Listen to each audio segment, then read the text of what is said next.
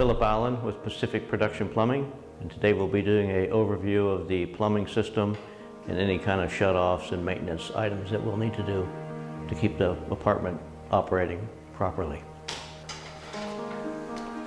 Okay, on the kitchen sink faucets, the maintenance item that might occur there would be a very low flow out of the faucet, or a interrupted flow, a spray instead of a solid nice spray like that. You would have to remove the aerator. It just unscrews off the bottom. Should only go on hand tight.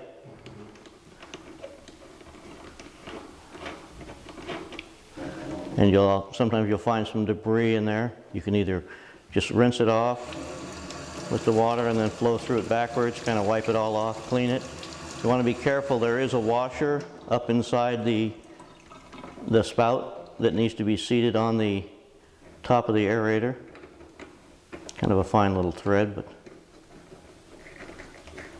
goes right back in, and it only needs to be hand tight.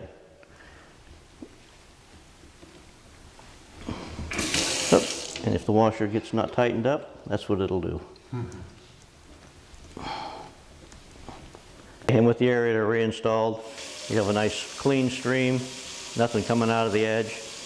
So that'll take care of any obstructions or whatnot that might be in the cartridge itself. And this type faucet, to remove that faucet, do you pull that little blue, red? Yes, this little hot and cold indicator just pops out. You want to make sure you don't drop it down the sink. We'll hang on to that. And there's an Allen screw inside the handle there. Unloosen that, pull the handle off, and then the top here unscrews, and that's how you get to the cartridge. So to replace the cartridge. And once again, just hang on to this thing. Close for the sprayer, and it's got an automatic valve inside there that converts the two to go from stream spray to spray. That's nice and powerful. Does that ever have to, do you ever have to clean out the holes in that? Do they ever get filled up with like skin or whatever? They can. This does not come apart. Oh. You can scrub it with a light brush or stick it into a cup of like CLR, and that will eat up the calcium or lime deposits that gets on there, and that might obstruct the spray after time. Okay. And keep it clean. And then the finish on the whole faucet wants to be just wiped off with a damp cloth. Don't use any Comet or harsh abrasives on that. That'll scratch the surface. And the same on the sink. Needs to be just wiped down with a soft cloth. Damp. And I see these sinks, I'm guessing they're all, they've got the rear drains so that when you pull the cabinet out, they're then ADA compliant. Because normally the drain would be in the center of the sink. Well, that too, and it just makes it more convenient to be able to use the storage underneath. It keeps the drain and stuff back. Okay, and so the garbage disposal then? The garbage disposal has got a reset button, little red reset button. Yeah. If it doesn't work, you can feel it push up right there. If it's jammed, let's see if this one's working. I always want to run a little water with the disposer, and this one's got something in it. Except wire. Okay, if something is in the disposer and it won't operate at all, there's a reset button, and it's recommended that you would unplug it. But there's also a key that goes in the center part of the disposer. Needs a little bit of braille here, and find it, sticks in there like that, and then you can just rotate it, and that'll break free anything that may be lodged between the cutting blade and the side of the unit. So you just rotate it back and forth till it rotates freely, and then turn the power back on and try and attempt to run it. And so these are just standard angle stops? Yeah, angle stops. It has a separate shut-off for the dishwasher. The lower one's hooked to the dishwasher hose. It just turns, looks like it's off already. Turns clockwise to turn off, counterclockwise to turn on. There's a hot and a cold, and then a second hot that turns off just the dishwasher. And And so I see this one doesn't have a clean out underneath it, this particular sink. no. Okay. It does have a union nut on the P-trap that you could take apart right here, and you'd loosen up the nut here and on the top of the basket, and that whole piece would come out if you get something stuck, lodged into the trap itself. You could take that whole unit off, clean it, and then screw it back on. If the water is running on the toilet, what they can do to address that? For adjustments, inside the tank, on the flush valve, there is an adjustment.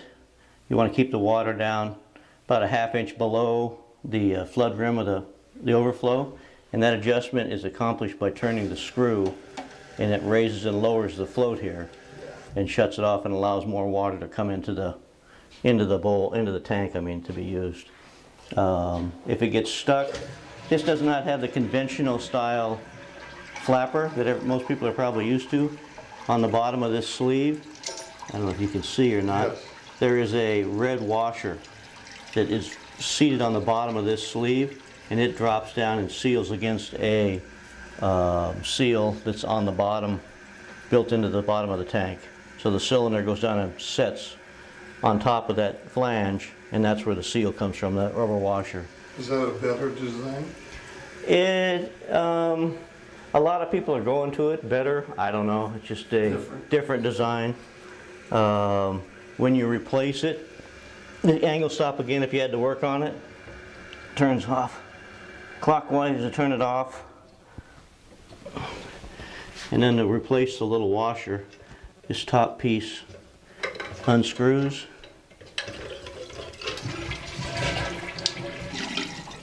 And you can see this, that's all there is this little rubber washer gets replaced. And that's the actual seal piece. So if you can hear it, water running a little bit, and you see that it's not going over the top, it's probably that washer. And it maybe have something as simply as lodged over the top of that flange that it seals on, or it may have just deteriorated over time with the water conditions around here.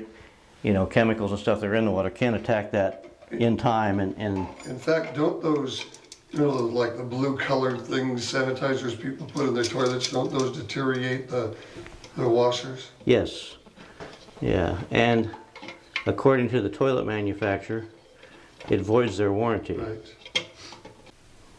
There is a label in the back of the tank that describes that warranty, and they don't like the cleaning products put in the tank, so it's not recommended at all to use that.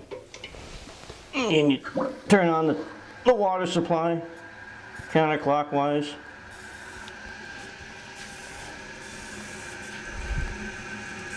I think it's too full. What's that? Probably it's too full. Probably we need to adjust.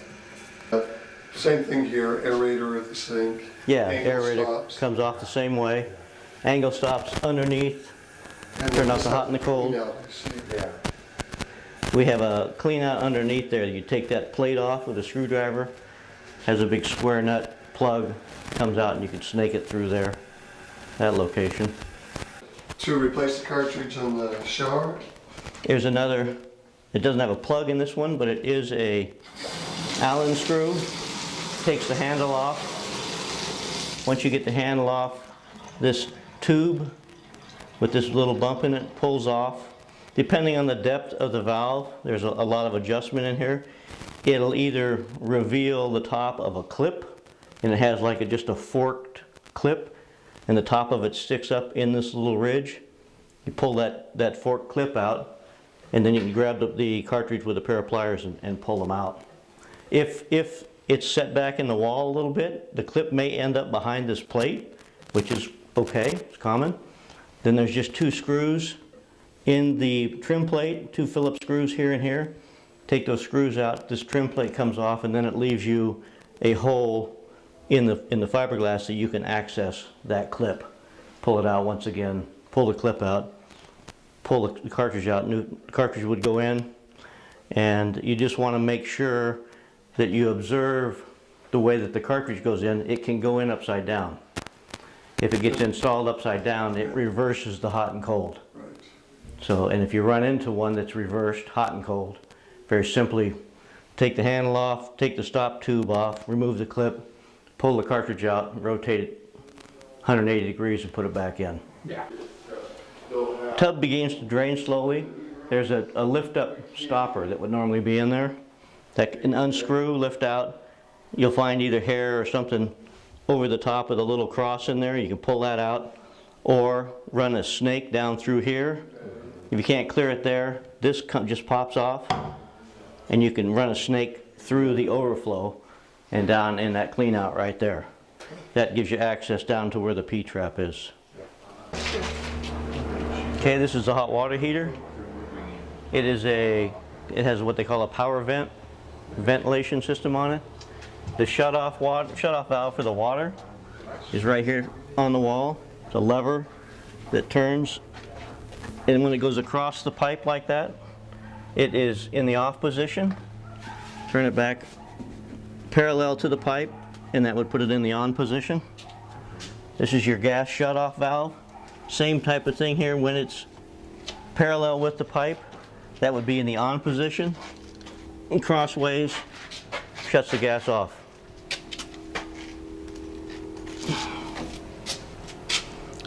And this water heater lights pretty easily. You see the little blue flashing light. They just have an off and on switch. It's all automatic to light. It has a temperature control. Let's see if it'll turn on. Probably leave it in the middle. I'm just trying to see if it'll Yeah. kick on. I turn the temperature up very high. It turns on the water heater, turns the blower on, show it's working, but it's sitting here idling. It's already hot, so it's not running. So you put this just back. We'll put that back down to the normal temperature. The water heater will shut off. The blower will run for a couple of minutes just to ventilate the whole thing, and then it'll shut off. And that little flashing light should flash like a heartbeat. Bump, bump, bump. And when it doesn't do that, and it shows flash, flash, flash, pause, flash, it's reading codes. And there's a whole list of codes right over here that'll tell you what it's doing, what's wrong with it. It could be something wrong with the control unit. There is a vapor sensor in the bottom that picks up flammable vapors. So you don't want to store any paint or any cleaning stuff or anything like that in this room. If it senses any kind of flammables, it shuts off. And that could be that code will tell you that when it's flashing. Or, you know, don't have too much trouble with them, but it's got a pressure switch in here that if the vent got obstructed for whatever reason, and it couldn't blow out, it will shut off. But that little light down there flashing will tell you what's going on with it. And that code information, is it also on the paperwork? Correct. Did I see the band cover? Yeah. There's a whole list of the code and the whole instruction book in there.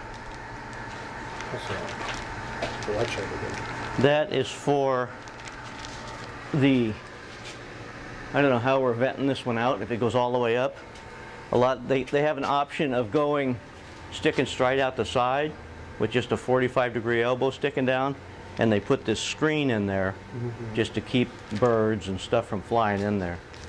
So that's what that's for. Type of installation. We have one guest there. Look at that. We're And does your company recommend draining these tanks? It doesn't hurt by any means. All the water that's dirty and whatnot, to drain it annually or a little more. We talk about doing that, but I think in reality, very few people do it. You can expect a water heater to last anywhere from 7 or 8 to 11, 15 years. The warranty on the heater is 6 years. It certainly won't hurt it to hook a hose onto it. And I would do it by just hooking a hose onto this hose faucet. It has a screwdriver slot in it. I wouldn't turn the water off. I just put a hose faucet, run it out to a drain or out in the parking lot, and turn it on and flush it. And you're going to do more with the water on, because there's what they call a dip tube on the cold side, which goes down pretty low in the bottom of the heater. It'll go down and stir up the stuff on the bottom of the heater and let it pressure wash, not pressure wash, but it'll flush it out of the hose bib. Instead of just, you turn the water off and open the thing up, it just gently drains out. So if you leave it on, put a hose on and turn it on, it'll actually flush it out. And let it run for a couple of minutes, turn it back off, and it'll do it a lot of good to do it annually. Keep the buildup from on the bottom. So this right here is the drain for the temperature and pressure relief valve. Should anything ever happen at some point that there's a malfunction and the gas stays on and the burner runs and it gets overheated, this will kick off at 150 pounds. Won't allow this tank to get any more pressure than that built up in it, or at 200 degrees it'll open up and relieve it, so you don't get steam building up in the thing, is what it is. So it's a pressure and temperature relief valve. If that ever happens, this thing starts kicking off. You need to shut the gas off, probably turn the water off to it, and either investigate if it could be something as simple as a pressure regulator at the whole building has failed and your building pressure has exceeded that 150 pounds, or it could be something to do with the gas shutoff valve is sticking, causing it to burn too hot. So that's what that relief valve is for. Same operation on the sink. Got to clean out in the wall. No, it doesn't appear it does. It just has a trim plate over it. No, over here on the other wall has Oh, clean out. let's see. Oh, right. And that's cleaning out the main line for the washing machine.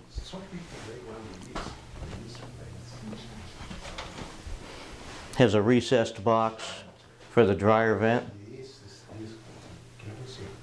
And the gas valve's got its own little box there. And does this have is that probably a trap primer? Yeah, it is. For a floor drain? Yeah, are you guys familiar with trap primers? No.